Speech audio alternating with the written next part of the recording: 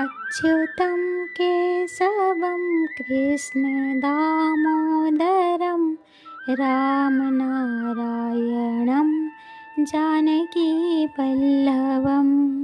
कौन कहते हैं भगवान खाते नहीं, बेर सबरी के जैसे खिलाते नहीं।